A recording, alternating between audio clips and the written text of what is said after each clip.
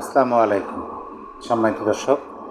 আসিফ মাহমুদ সজীব ভুঁইয়া স্থানীয় সরকার, পল্লী উন্নয়ন, সমবায়, যুব ক্রীড়া মন্ত্রণালয়ের উপদেষ্টা।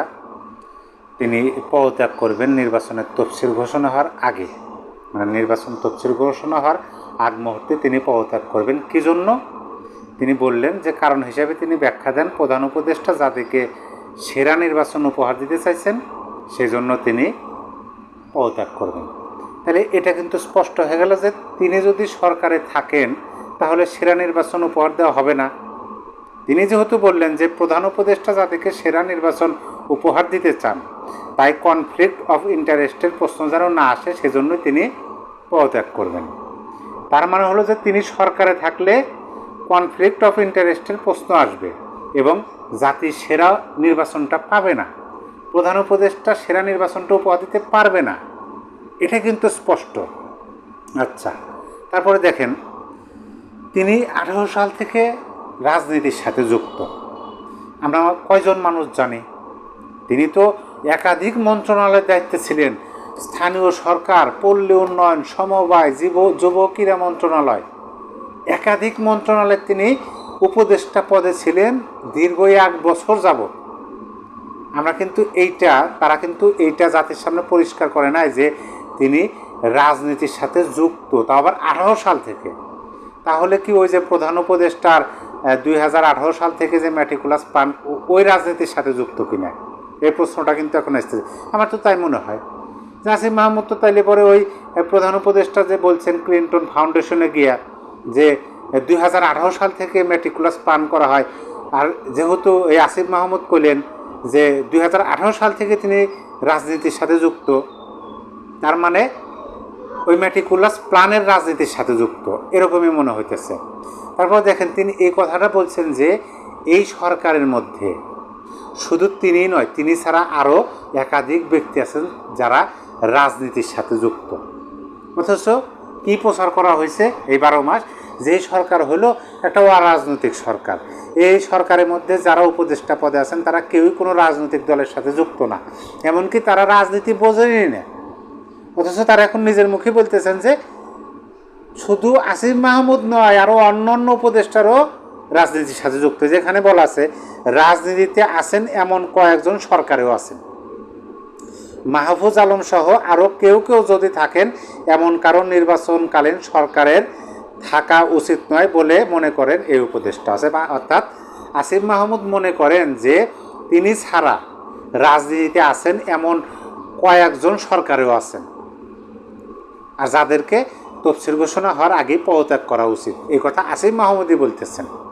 তারপরে দেখেন, এই আসিফ মাহমুদ সজীব ভুঁইয়া এবং তার বাবাকে নিয়ে কিন্তু অনেক প্রশ্ন আসে, সেই প্রশ্নে আমি একটু পরে আসি। তার আগে গুঞ্জন কিন্তু আছে যে কুমিল্লার মুরাদনগরে অর্থাৎ কুমিল্লার 3 আসনে এই আসিফ মাহমুদ তিনি নির্বাচন করতে পারেন, এরকম গুঞ্জন কিন্তু রাজনৈতিক মহলে আছে।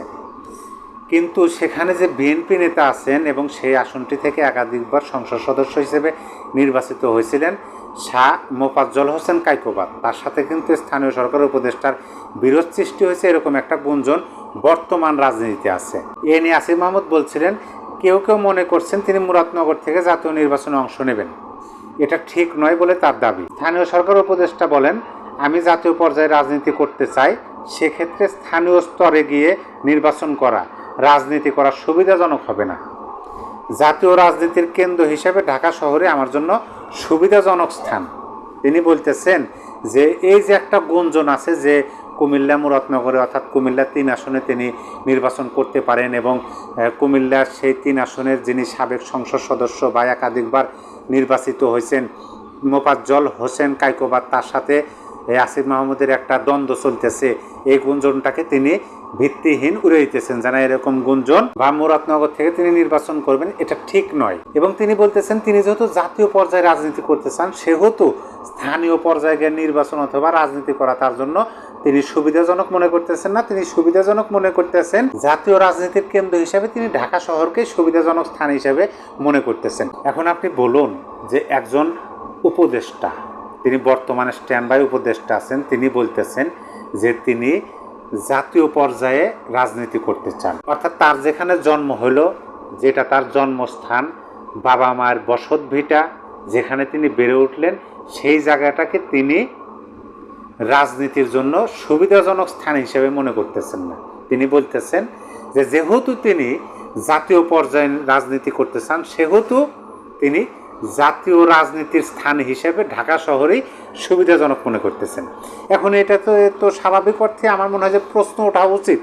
প্রশ্ন উঠবে যে তাহলে কি আর একটা ম্যাটিকুলাস প্ল্যান হয়ে গেল, যে তিনি তার জন্মস্থান, তার যেখানে বেড়ে ওঠা, সেইখানে তিনি টিকতে না পেরে ঢাকায় কোনো ম্যাটিকুলাস প্ল্যান করছেন যে ঢাকার একটা আসনে তিনি নির্বাচন করবেন, সেই নির্বাচনে জয় হবেন ম্যাটিকুলাস প্ল্যানের মাধ্যমে এবং সেই জয় হয়ে তিনি সংসদে যাবেন। এরকম প্রশ্ন কিন্তু এখন সামনে চলে আসতেছে।